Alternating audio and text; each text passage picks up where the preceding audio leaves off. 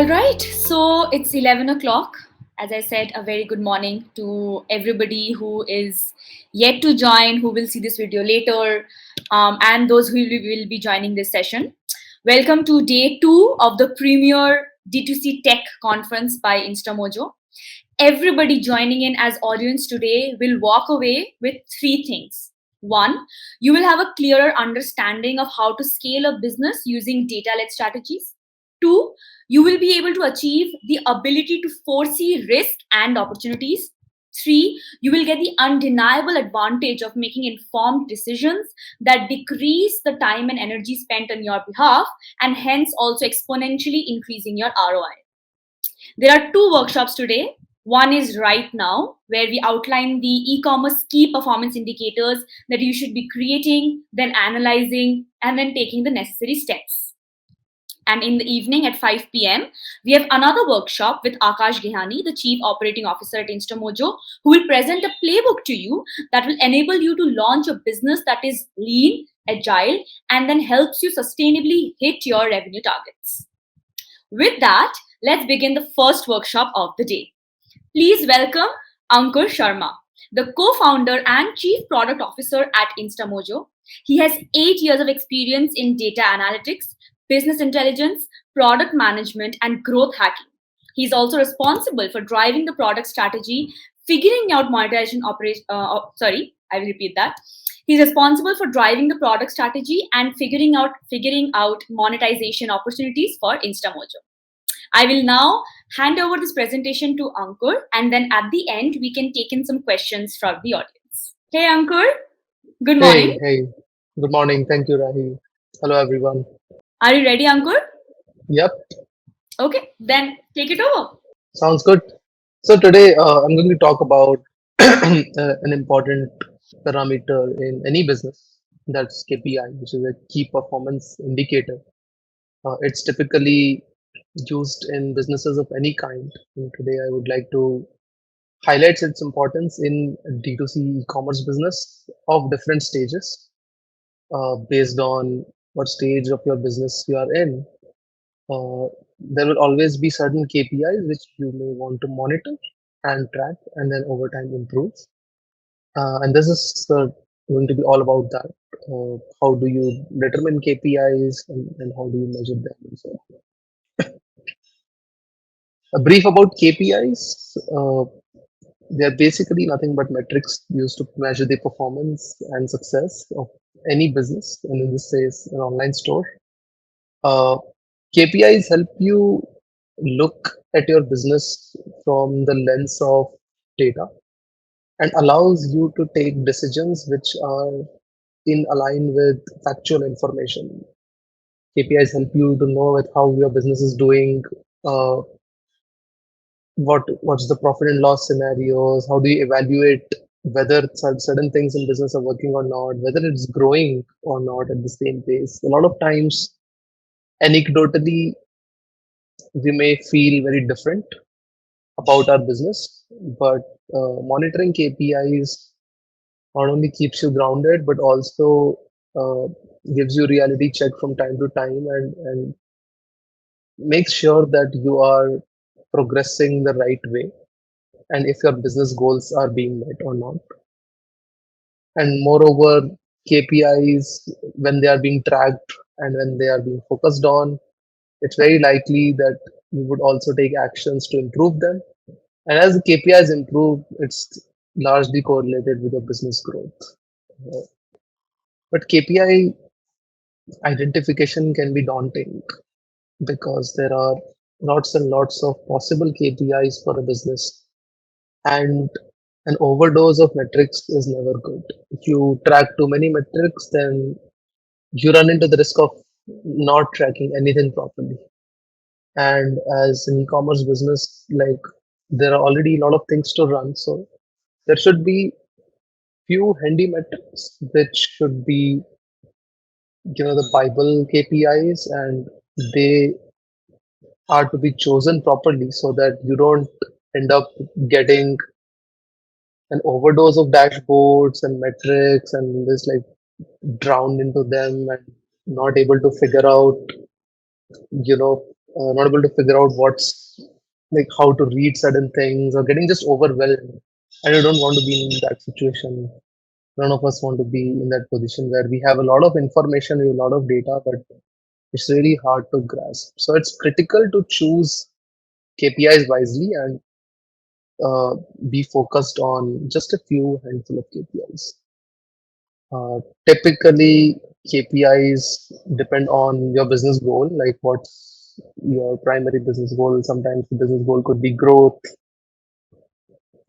At other times, business goals could be profitability. So it will depend on what's your short-term and long-term requirement from the business. Also, KPIs vary for the stage of the business. When you're just starting up, your KPIs might be very different from when you've already scaled up to a certain extent and have reached a certain level of maturity. Similarly, KPIs are also dependent on what kind of business we are in. And at the end of it, uh, KPIs themselves can be simplest to most complex. And at every stage of business, choosing the KPIs, while choosing the KPIs, it's also critical to uh, choose the appropriate complexity of a KPI. Because if you go into the details of too complex a KPI early on in your business, it may not even make sense. And you may even spend a lot of time to just calculate that KPI, which could be a big time sink, which could be used in some other place. So it's critical to make sure that the right KPIs are prioritized for our business. And in the rest of this session, we will be focusing on how to determine right KPIs for a D2C business at different stages of its growth, right from inception to a pretty viable, successful business. And how do you continuously monitor and track and improve those KPIs? These KPIs are primarily focusing on the online store or the website. So typically, if you're a D2C business, it's very likely that you would have a website in addition to a bunch of other properties. The website is one of the most key component of any D2C commerce business. That is where customers come, discover your products, do buying decisions, and then eventually return back to shop again. It's literally the physical equivalent of having a retail shop, which is the most important thing in e-commerce if you go in the brick and mortar world. So the KPIs will be focused on the website. Of course, there can be a larger KPI scope as well outside of the website as well. But for this talk, we are primarily going to focus on the KPIs of your website and mainly your online business. And of course, like once we understand the KPIs, typically just measuring the KPIs is not enough. There should also always be constant endeavor to improve the KPIs and hit targets appropriately. And once we start tracking the KPIs, it becomes slightly easier. It becomes like possible to continuously drive improvements and able to see whether those improvements are working or not, and allows you to try and test many things with this framework. So we'll be going through certain KPIs that we want to propose for D2C brands at certain stage of their business. And essentially, we'll also talk about methods to improve. Of course, this is there can be lots and lots of things you can do to improve any of these KPIs. So I will just be going over examples of certain improvement methods which we have seen working for many businesses and can potentially work for every business if executed correctly. So every business is generally can be categorized into three different stages: early stage, mid stage, and late stage. Early stage businesses are the ones that are just getting off the ground. Uh, you just started your business. You've figured out what is the product, packaging, audience, but now it's time to basically go in the market and start promoting it, start getting off the ground. uh, figuring out whether the product is fitting the audience that you had anticipated it to fit, what's the early feedback on the product, and so on. And generally, objectively, early stage businesses would typically do under 1 lakh of sales per month. This is pure sales. So like a percentage of that would be your net revenue or like after your margins. But generally, very early stage business will get started. 1 lakh per month is a big milestone for them to hit. And at that time, there are two KPIs that matter a lot. First is your social media followers, and second is your website traffic. Social media followers essentially is an indicator of how many people are able to know about the business and how many people are taking actual deep interest in knowing and keeping engaged with the business. And social media is a great way to sort of keeping potential audience engaged. Even if they're not buying today, they may buy tomorrow.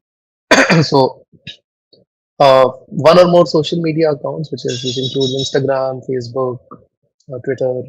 Typically, Instagram and Facebook is way more common in e-commerce. E-commerce is it's very visual, and that's where Instagram works really nicely. Uh, and the other KPI is the website traffic. Initially, it's very important to just understand and monitor how many people are landing on the website, because that's the biggest challenge for an early stage business. How can they lead people to their website? It's akin to like getting people into your shop. So what are the different ways, and like how do you monitor the traffic that is coming to your website? Because until you get traffic on your website, it's unlikely to reach anywhere. Uh, Traffic is literally the first key metric for the success of your website.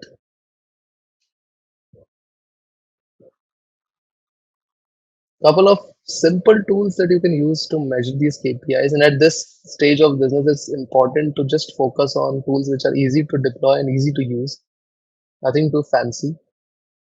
First is, of course, Instagram analytics. It allows you to understand how your follower growth has been, what kind of cohort is following you, what kind of age group audience are following you. Is like are women more interested in your products or men more following you? If you are creating a women-oriented product, and if a lot of men are following you, something is probably going wrong, and you're probably not really reaching out to your potential audience. Same for age groups, locations. So I think generally speaking, Instagram analytics itself, out of the box, gives you enough understanding to focus on your followers as a KPI and try to improve it sort of over time. The other tool that you should use in order mainly to get website traffic is Google Analytics. Google Analytics is super easy to install on any platform that you are using for website. Like anything that you use to build your website, whether it be it Shopify, Instamojo, WordPress, WooCommerce, anything. Google Analytics is the simplest thing to plug in, and essentially it gives you the growth of your website traffic. Tells you how many people are landing on your website, and then what geographies they are going on and so on. And it sort of like also makes it easy to just correlate your social media population and your website population. And ideally, like while your social media may be a bit wide, people of all kind may be following you, but then what kind of people actually land up on your website? That understanding can be easily like brought upon by using just these two simple tools. So until you are in early stage, I don't think you need any other third tool beyond these two to really understand and make sense of your business. These two are more than enough. And the two KPIs will help you get off the ground in an early stage business. Whether you are doing like whether you're looking for your first sale or you do like maybe a couple of orders a day, I think these two metrics are like good enough for you to uh, understand your business. And of course, like we also need to then improve these metrics. Initially, everybody will start from ground zero. When you build your website, there'll be no visitors. When you build your social media, there'll be no followers. So how do you improve them? Of course, there are some classic ways which are, post on social media consistently, make sure to create some engaging content, nice photographs, and so on. So that's of course very classic, and that's very critical. But on top of that, there are certain ways you can, certain tactics that you can apply to improve some of these KPIs. Giveaways is a good example where people uh, can get something for free, maybe a sample of a product for free, or certain hampers for free, where you can, request people to follow you on social media. Also, maybe leave a comment, or like tag their friends, refer your page to them, and like then you can choose folks as winners and then give them away some product. This is considered to be a very cost effective way of improving your social media following, because people love giveaways, people love like free gifts, and they would be willing to do some basic actions with social media in order to get a giveaway. Write content, and with so of course, like initially, in order to get traffic on your website, we will have to write some content, especially at places where, like potential audience hangs out. Of course, social media is one of them, but beyond social media also, like writing a blog is a good starting point. And also sometimes like shameless plugs, which is nothing but like talking about your product uh, as an extension of generic content that you write, is sometimes useful to create awareness among uh, potential customers to your product. So I think whenever you write content, it's always a good idea to put a plug of your own product in there, and also even frame the content appropriately so that you can relate it with your product. So if you are selling women's makeup accessories, you can write about beauty tips, you can write about Ayurvedic recipes, anything related to beauty. Like, good, talk about good makeup artists, do some research, but then also in every content do like a small advertisement, or like small mention of what do you do and what's your product, and how does it make life easier for somebody who wants to, you know maybe use a beauty product. And lastly, offline distribution. This is a great tool to sort of get visitors to your website. You when we start a business, it's very likely meeting new people, going to flea markets, going to exhibitions, going, just generally networking around, and uh, typically giving your business card with a QR code is actually a good idea. If you have an attractive business card, people would love to like look at it and sort of check it out. And if there's a QR code and it's attractive enough to gauge their interest to scan it, that quickly gets sent to your website. It's a short way of increasing website visitors. These are some of the tactics. Of course, there can be much more than this, but like these are some things that we've seen worked in multiple scenarios and could be used for by early stage businesses to improve their KPIs to a large extent.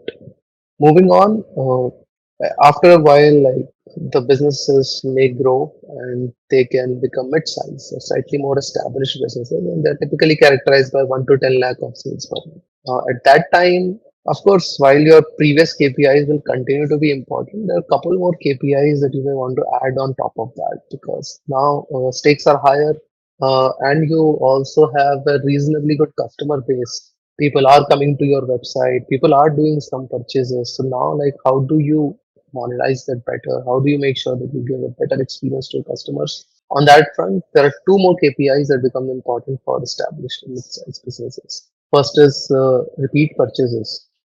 How many times a customer comes back to your website and buys something else again?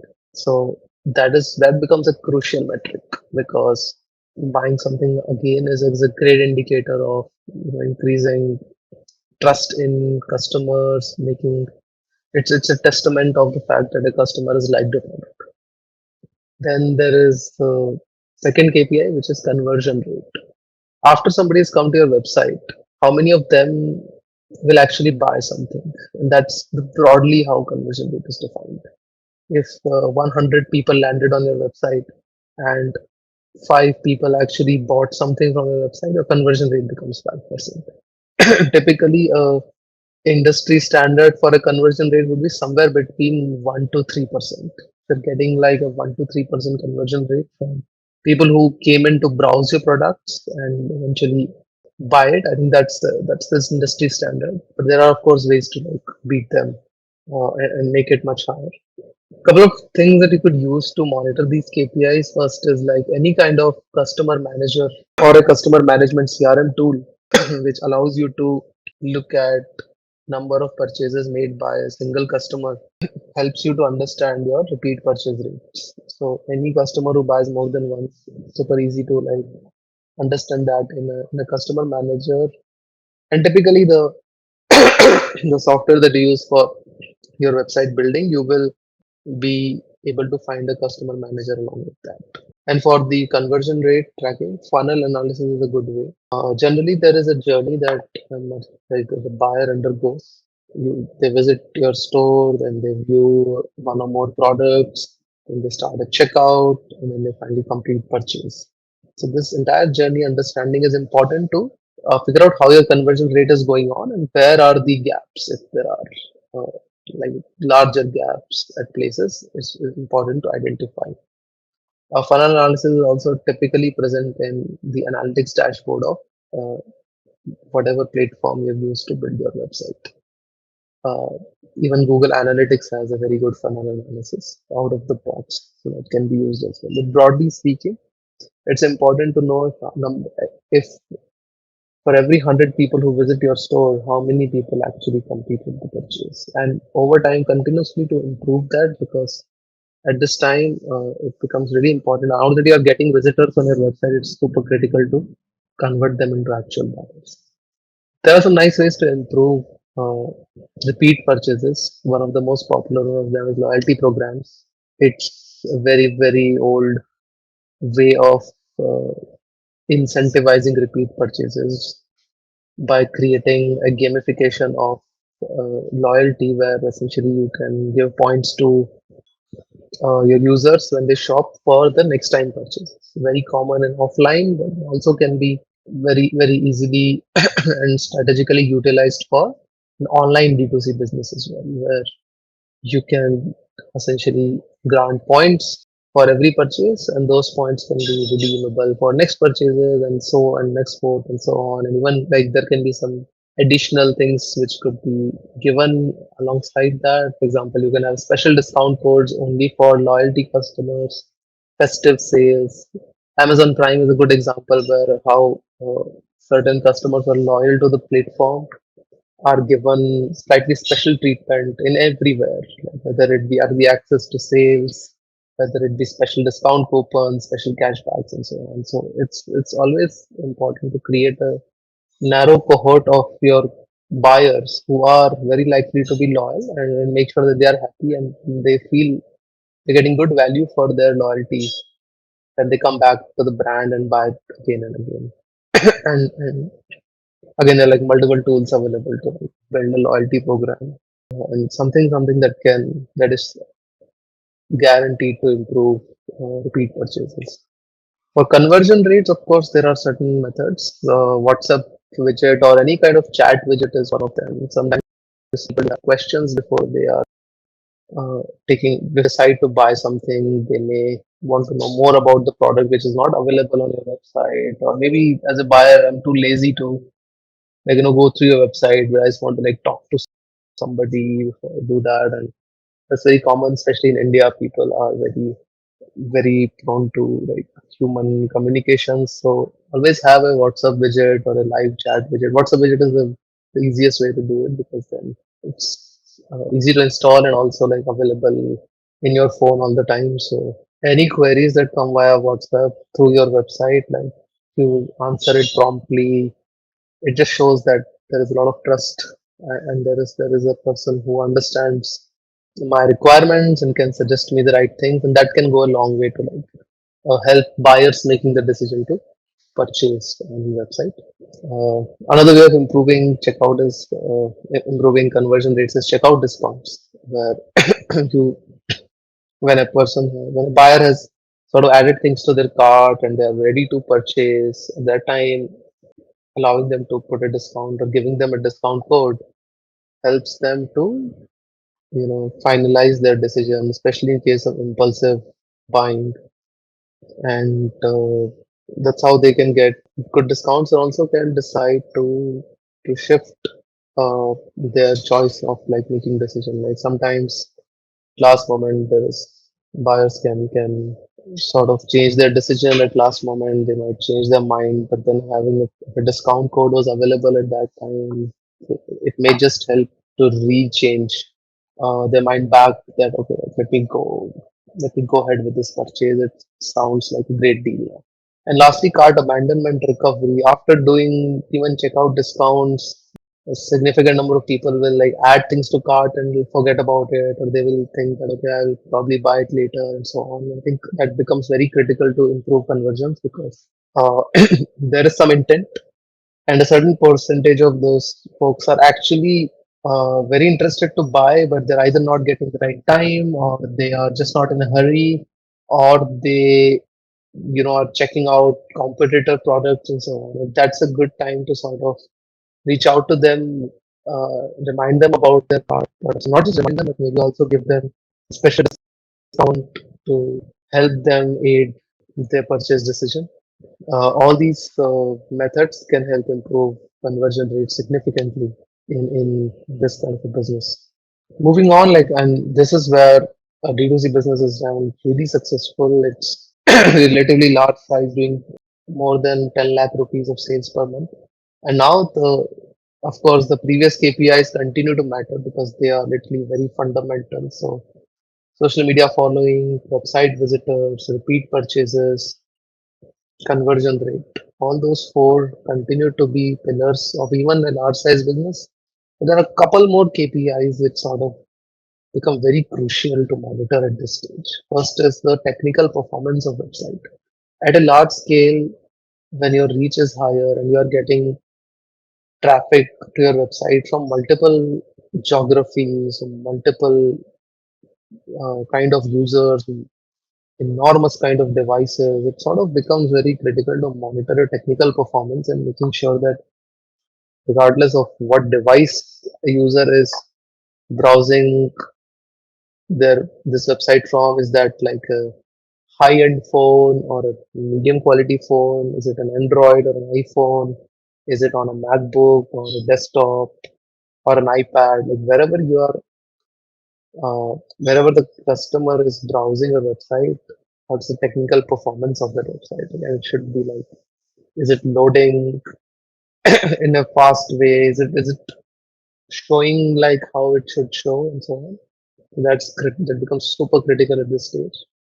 And then now at this stage, you're also like likely to worry about like profit and loss statement, making sure that your growth is not coming at the cost of losses. And at this stage, you're also very likely to be spending quite a lot of spends on advertising.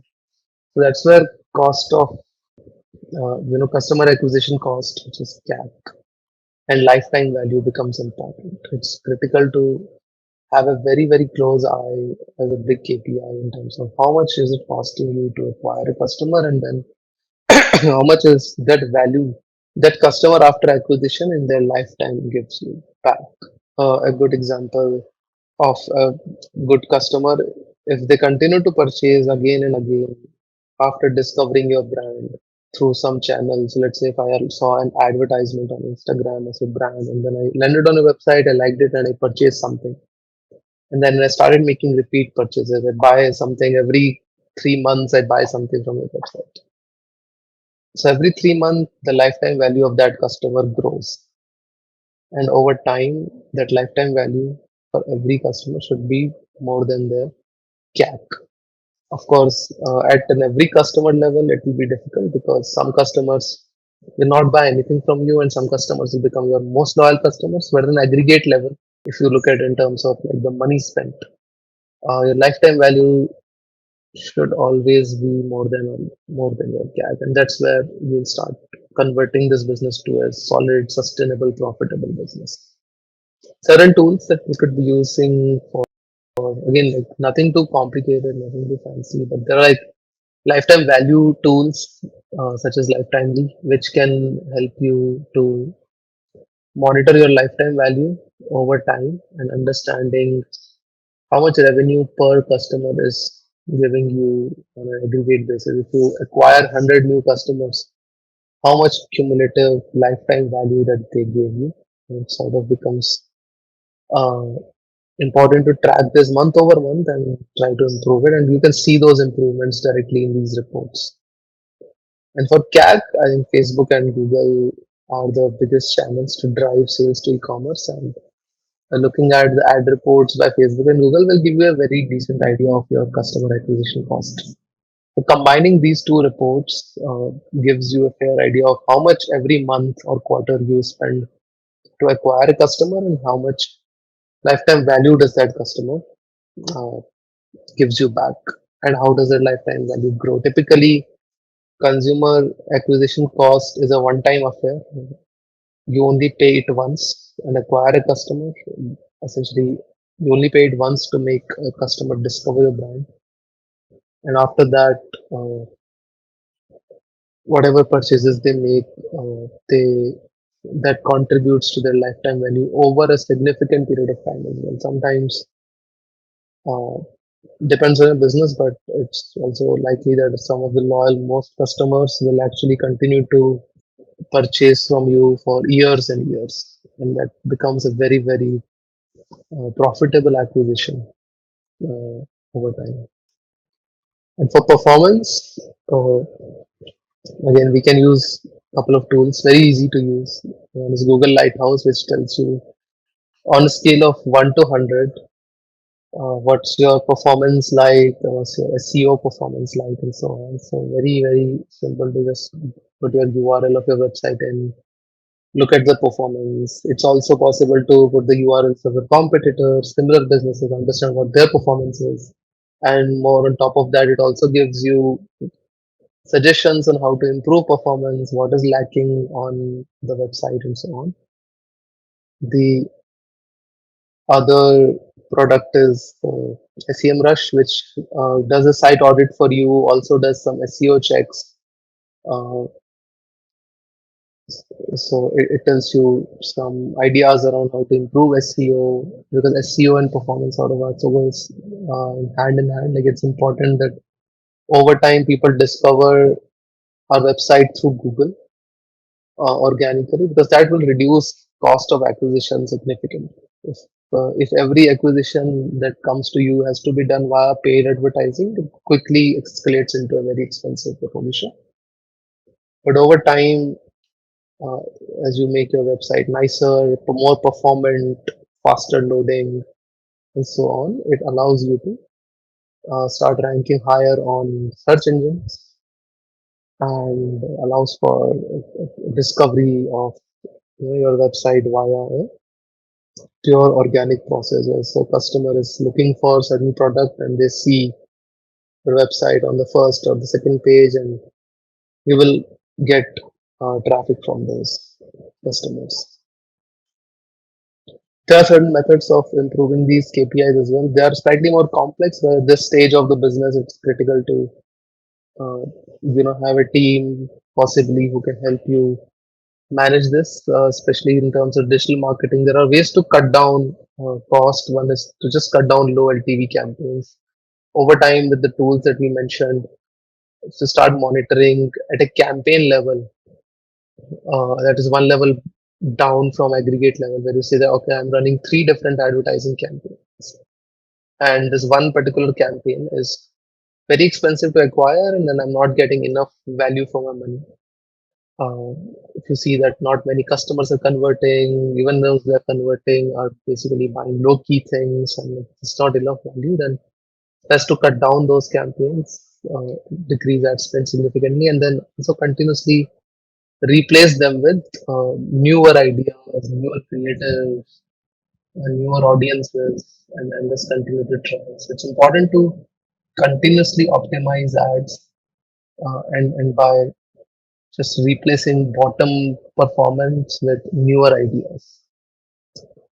Uh, Another way to improve LTV is utilize remarketing. Sometimes people, when they buy the first product, they're happy with it, but then they forget about it, or uh, they don't know when a new product is launched from that brand. So it's important to sort of do some retargeting of your existing buyers and tell them about any new products that you have launched, any new discounts that you're running, any flash sales that you're doing, or any loyalty program that you have launched. So uh, anything new, it's important to keep your, especially the buyers who have already purchased from you, to remarket to them because they're also much more likely to buy from you again because they've already seen that you're a trustworthy merchant and they delivered things on time and so on. This can go a long way in improving FTV, and while the incremental cost of the marketing is much lower than acquiring a new customers, the LTV gains can be much higher. And to improve website performance, there are certain SEO optimizers. Again, every single tool will have certain SEO optimizers. So whatever your platform your website is built on, you can use SEO optimizers. And lastly, like in order to make a very performant, fast loading website, it's important to keep the website crisp. Don't load too many images on it. Compress the images before you load them. Like they should be, uh, there should be only enough material on website. It should not be cluttered with too many things. Should be lightweight, means that don't add too many external scripts on your website. You might see a lot of apps or a lot of third parties which will keep pushing you to like put a lot more scripts on your website, but then every script that you put, it takes a toll on the health of your website. So it's important to keep the website lightweight. And lastly, the website should be mobile first.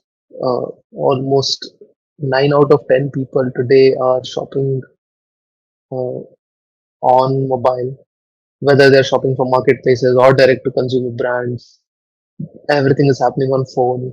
Social media is on phone. That's why people discover and then they directly led to the website. So 9 out of 10 purchases today are happening on mobile. So it's very important that the website looks super good on mobile. Uh, while the desktop view is important, the mobile view is far more important because 9 out of 10 people are viewing your website on mobile, and that makes it super important that website loads fast on mobile phone. It loads nicely. It's responsive, which means that nothing is getting cropped out. None of your images are getting cut down, and so on. Some of the top tools which you can use for website platform, almost all of them are mobile responsive. But it's also important to just not go with the word of the tool, but actually do a check yourself continuously, like periodically check loading your website on mobile phones and continuously keep improving the mobile experience. That's super important. Also helps in getting more visibility in search engines because the vast majority of searches are also happening on mobile today.